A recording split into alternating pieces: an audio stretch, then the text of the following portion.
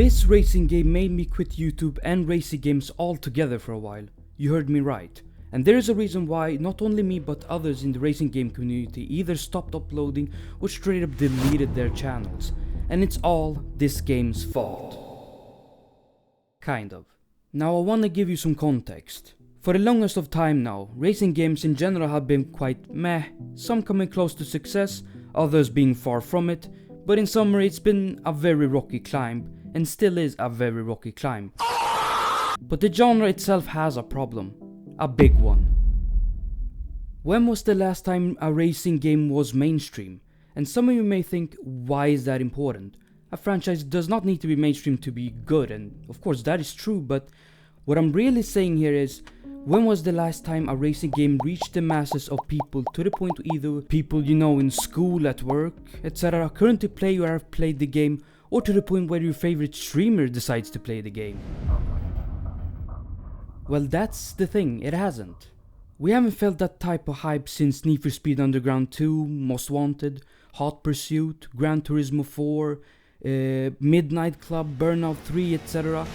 But those games came out over 20 years ago, and I'm 24 years old myself. Now, some of you may say that it's lost its hype, which is why Fast and Furious changes directions within the series, or that car culture itself is dying, which I saw another YouTuber talking about, but I don't really think that is the case. Why the concept of racing games is not dying is because the games are cheaper than in real life cars. I mean, the cars needs maintenance and you need to be handy to be able to work on them. A lot of time and money and knowledge goes into actually handling and getting a car to a certain horsepower to be able to, you know, have fun in them, etc. Whereas games are just used to have fun. And this attracts a lot of people who don't want to break an arm or a leg or spend tens of thousands of dollars on your dad's old BMW. But we also have to remember these old games. Although classics, they had flaws too. Need for Speed Underground 2 for an example, it's too repetitive. Most Wanted, worse customizations. Many of these games like Hot Pursuit, although very good, are extremely outdated. You see, I have a 5-year-old cousin who loves cars as much as I did his age, and one day he caught me playing Car X Street, a game that I'm recently enjoying, and he sat down and was hooked immediately, and it was quite a wholesome moment for me, because I gave him my controller, and I remember when I was his age and when I got my first PlayStation 2 and Need for Speed Most Wanted, which I scratched the shit out of 2 months in because I just didn't know how a CD worked. I also asked other casual gamers who usually don't play racing games at all about newer racing games, and most barely recognized anything or knew these new games existed, except for maybe a new Forza Horizon, but not much more, and this is what made me extremely intrigued. Most of the people I asked had nostalgia playing old racing games that I have mentioned, and they wouldn't mind a new great racing game, so it wasn't just me.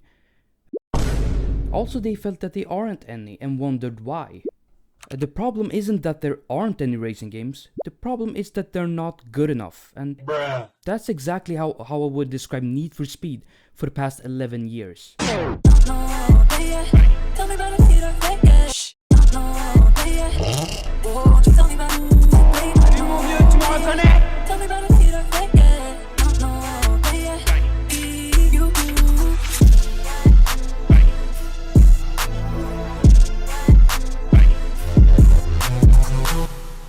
From the handling, to the music, to the characters, to the map, to sometimes even the graphics, have mostly been meh. Until their latest Need for Speed Unbound, which if I could describe with one word is frustrating. Not bad, not good, just frustrating. It got so many things right on the dot, but so many wrong as well. Let's begin with how we got introduced to the game. They really shot themselves in the foot by not releasing this game on old-gen consoles, as this game came out approximately 3 years ago. As you can remember, many couldn't get hold of PS5s or new gen consoles as a whole, and also by throwing these fucking effects on our faces as if this obnoxious epileptic element were the only thing that we were going to see. These, by the way, turn out to be just fine and not obnoxious, but why advertise it so much when we had a problem with it already? Like, not like they addressed it in the rumors before the trailers, when we got told this was going on and going to be in the game. So many disliked the game already and called it a flop. I wanted to give it a chance, and so I did. And it wasn't a disappointment at all. At first, racing was good, city felt more alive and compact compared to recent games, but the location itself felt too grey and boring, which is why some prefer Need for Speed Heat to Unbound, as Need for Speed Heat looked far better than Need for Speed Unbound. The handling had improved to a point which I actually felt happy with. The customization was also great, but then we faced the cops in this game. Never have I ever been so annoyed and frustrated with the cops as I've been in this game. Not because they gave me a hard time like Hot Pursuit or Most Wanted, no, because they spawned everywhere. Turn left, they're there. Turn right, they're there. In front, they're there. Behind, they're there. Even in the air. Were these guys sniffing me out as if I robbed a bank in real life? Horrible, just horrible altogether. But I played through it and I had fun until again I fell asleep at the wheel. In game, of course. Why, you may ask? What the f was the point with this game? I never really understood why they had to make a rookie AI story inspired by Most Wanted, which formula has not been done once, but fucking 3 times in a row now. It's always someone took something from us, I must seek revenge. Then I grind to get revenge. Then yay, I got revenge. The end. And Payback story was the fucking worst. I didn't like the main characters at all. It felt like they wanted to go fast and furious with this game, which also many complained about. No surprise here. Not bad, Tyler, but you're still gonna lose. I already won. You just don't know it yet. Man, shut your bitch. But I honestly don't want to give that game that much of my time, especially when the graphics looks and feels like BeamNG on a big budget, and also the wheel spins.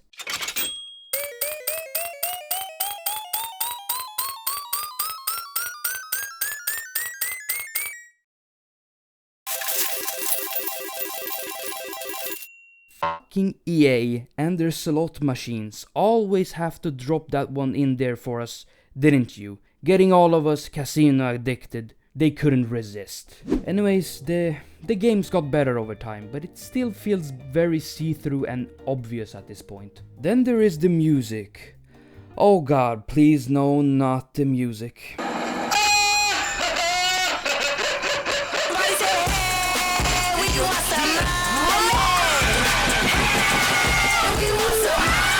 Probably some of the weakest Need for Speed music came from this game. I turned it off.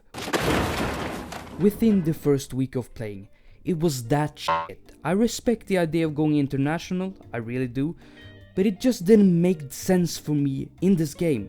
There was nothing to the city, story, or even characters apart from descriptions and some boring ass dialogue. You've made a friend today, friend. And my friends are always welcome at my safe house. Thanks, Rudy. I feel like we made a breakthrough here. Do not call me that. Call me by my street name.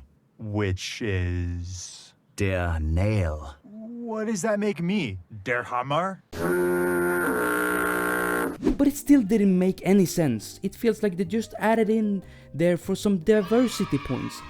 They honestly should have stuck with other themes with mostly, if not only, music in English. This, by the way, comes from someone who doesn't live in an English-speaking country. And that brings me over to the next thing. The characters in these games feel like they were written by a 40-year-old man in a midlife crisis, where he had as a mission to write a story about a Gen Z millennial street racing game and what he thought was hip. And yeah, that is about what we got. Yeah, I was like, yo, bro. And yo, check this, bro. He was all like, if you know, bro. And you know what I said? Bro! These characters and the story have a it's the phone's fault kind of vibe. You know, all those comedians who make jokes about how all we care about is having a phone charger available, which we've heard a million times over, while the people with the real phone problems are Gen X themselves, especially when they start to believe this AI generated bullshit they see on Facebook. I'm here standing among real crocodiles.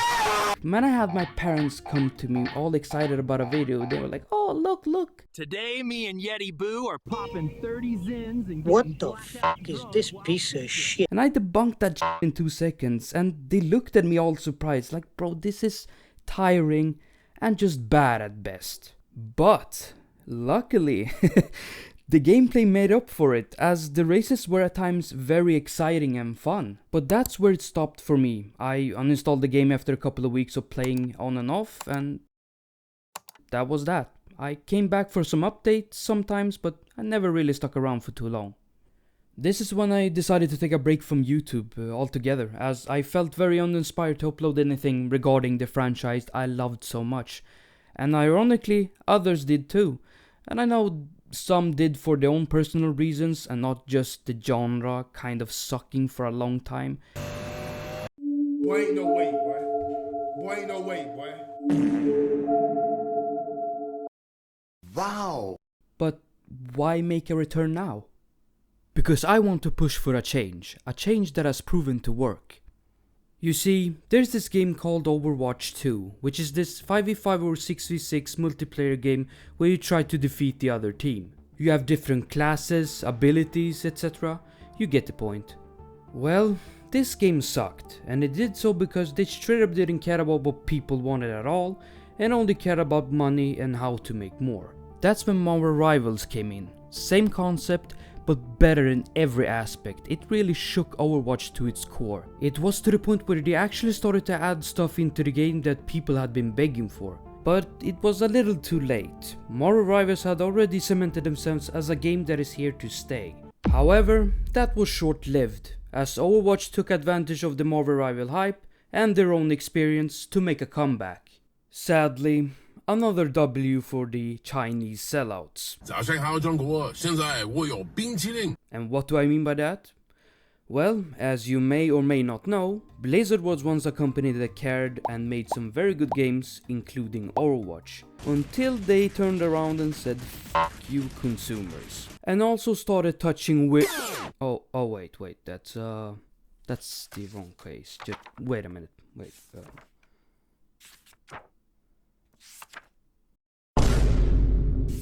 Oh, here it is. That's when they started touching the Chinese market. The Titan Reforged Realm is such an important undertaking for us. Stop the cap. And it's something we have created just for you, the Chinese community. Because if you don't make good games, you make less money. To put this in summary, make good game. Money great. Make shit game. Diablo Immortal. The current plan is to be on mobile. We don't have any plans at the moment to do PC. Sad. No money. Me hungry. Me want money back. Me say, I don't like you anymore. I like money instead. Unfortunately, Blizzard and other companies only react when they have to. Do you guys not have phones? Yeah, you guys all have phones, got a phone. right? You can play on your tablet too. But the most important thing to take away here is that this can be done for racing games. No, not the part where they sell you reskinned games that they release every year for the same price. The part where Marvel Rivals competed with Overwatch. Because if competition can teach us one thing, it is to not to become comfortable and always try to do better than your opponents or rivals. Which racing games currently don't have. But if there's so much interest in the genre, there must be a game that has tried doing just this. So how about instead we look for a game that is the most popular instead to see why it hasn't revived the racing games as of yet. BeamNG, which I named earlier, is what I would say the Minecraft or Garry's mod of racing games. You basically have a lot of freedom of creativity, hence why there's a lot of players that play the game, because there's a lot to do. Now that I've played this game a tiny bit, I can confirm that it's pretty good. And from asking my friend with almost 300 hours on the game of what he thinks, his response was that it's definitely keeping racing games semi-alive and is innovating progressively. But with a small studio of around 70 developers only, how did they manage to do all of this? They couldn't have done this all by themselves, right? Mods. Modding has made this game absolutely unstoppable in terms of content. Everything from rally to cops and robbers, F1, street racing, drifting, cruising, weird shit, and even those crash test videos you've seen on TikTok. They all come from this game. So why isn't this game bigger than what it is now? How come this game hasn't reached higher status with videos on BeamNG having hundreds of millions of views on YouTube? Their problems lie on the fact that it just isn't there as of yet. With so much potential, I really think this game can be even bigger in the future if done in the way of Roblox in how some things work. No! No! No! Yes. An example is to be able to create more complicated and sophisticated games, mechanics, visuals, etc. within the game and make racing game accessible and diverse depending on what you like. But the problem here is that it becomes too broad and becomes less of a racing game and more of an open world sim that includes cars for some. This does not mean that the game is bad in any way, but in order to get more traction, I think that other games need to exist that are more direct and more linear and just as good as BeamNG in quality. If Need for Speed was actually good, it would be the perfect example. Unfortunately, not everyone has the time to spend installing various of different mods that exist, troubleshooting those mods if anything goes wrong. I mean, sometimes we really do forget that a lot of players are on console, meaning a game like this just isn't as fitting for someone who plays like 2 hours, 30 minutes or 45 minutes a couple of times a week. There needs to exist various of different games. This does not mean loads, just at least 2. Or more, of course, that are different and good in order to keep the niche alive. BeamNG is very good and it's only improving with time, but Crap, we're okay. Are you really my dad? I am, alright? What the... It won't revive the genre by itself. So how about instead we look at more traditional racing games we have that isn't broadly focused.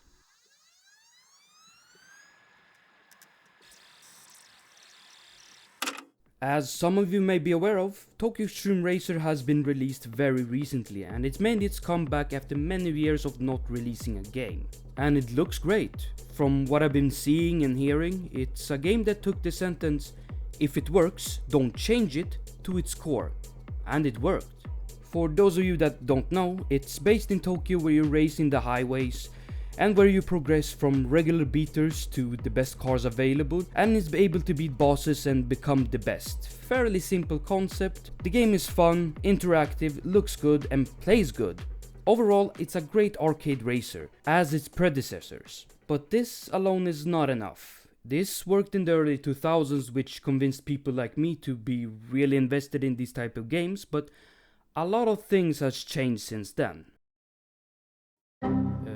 In order to make it today, it's much harder than before and requires a lot more. I hope I'm wrong, I really do, but I don't really see this game getting that type of popularity. Some single player games do get that type of traction, but this simply does not have anything unique going to convince new players, as it only relies on nostalgia. Why doesn't it have a multiplayer of some kind? Don't know, and they won't add it either. So how about a completely new title? RedInfernus is a game heavily inspired by Need for Speeds of the past and in particular Tokyo Extreme Racer. Unfortunately, the game is not released as of yet, but has a demo which you should check out if you haven't. It definitely has potential to be a good game, but that's for time to tell. So how about CarX Street then? Well, optimization issues, bugs, people not being able to start the game because of easy anti-cheat which they implemented. Maybe after the recent update it broke the game for people on M.2. Let's just hope. Come on, let's do it. You want to say that now? And you have a Forza Horizon / Need for Speed that just disappoints too much to do anything at all. The idea though outshines Forza Horizon for miles, hence why I played it, but there's simply not enough stuff to convince me it's something that can have longevity. And the AI voices, they didn't help either. Even the local cops are cool with us, as long as we don't push our luck. And it's all thanks to Being a racing game fan is exhausting. And you're not wrong to think that there is no hope, which is what I thought too. The reason we can push for a change despite everything and every major publisher with the rights to the best racing games out there that could definitely make a fuckload of money if they only decided to make more games that are good. Not magnificent, not perfect, just good games. Is because, look around. Games like Lethal Company, Repo, Schedule 1, The Finals, Elden Ring and more did not get tens of thousands to hundreds of thousands of players because they were magnificent or perfect. They were and still are at least good games. Or even underrated games if I'm being honest. If a small studio or lone developers made just one good racing game, it will not only revive racing games, but add to the collection of games pushing against these agendas of evil corporations trying to monopolize and drain our wallets while they're already empty. Your little belongs to me. Hey yo, what the fuck? The perfect time is right now. I said right now! We have been in a period for years now where gaming in general has just sucked. But with these games that I've mentioned, a door has opened, and has been open for some time now. We just need to have our eyes open for games that are good. Instead of spending hundreds of dollars on pieces of shit that are half-assed, because when games like Tokyo Extreme Racer decides to delay the game earlier because of complaints and drop this, and straight up just tell us, we will continue making the game better because we care about what you like. And the games become better. Like, oh my god, who would have thought? Instead, some decide to spend $100 on a controller that I would expect to find on Temu for 99 cents, because that is how cheap they are from Nin. We finna catch a lawsuit if we mention the company in a negative manner, money hungry piece of shit. Or buy their games. They cost the same amount. As if I'm a rich billionaire from the Middle East. Speaking of which, EA has been bought from such and such people. So for people believing Need for Speed is finished, this is almost confirming it. Almost. Okay, drama aside, what games do we support? And what games should we or can we play instead? As racing games don't have loads of options at this current moment, we also need to look at other genres. Why? In order to give support to all good games, including racing games, and steer towards what is best for the market, which we are capable of doing. So now, I've tried different types of games, with the finals being one of them. No! No! Ammo! Oh, bitch! Oh, he sniped me! Oh, what a... That's... Oh my god, that's... Oh, hell no! I haven't grabbed a single kill, guys. You're super good at the game, bro. This to me has to be the most underrated shooter out right now. Everything from its abilities, classes, weapons, movement, shooting is pretty f***ing good.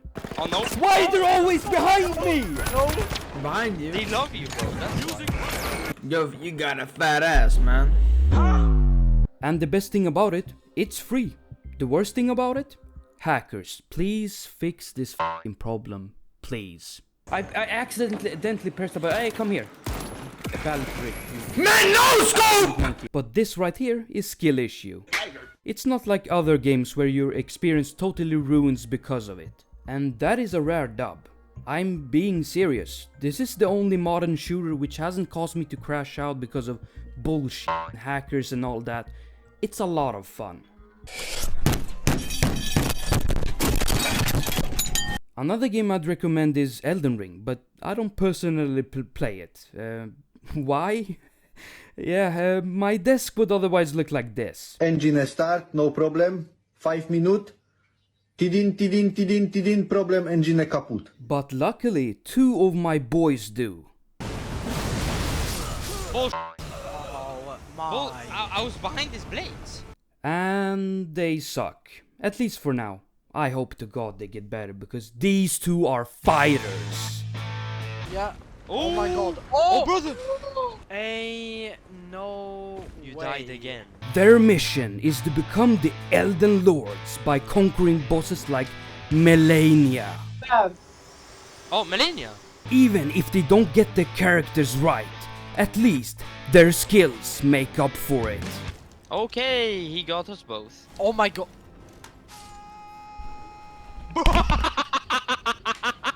I have little to no hope for these 2, but they'll figure it out. You'll find the rest of the dumb shittery that RedDoesIt, Albert, Eddie and myself will do here. So head over there and also wish Eddie a happy birthday. Happy birthday, my man. Happy birthday. YouTube, my birthday is soon. I want subscribers. Please subscribe to RedDoesIt or DoesIt or what your name is. Whatever. You guys are so brilliant. I love it.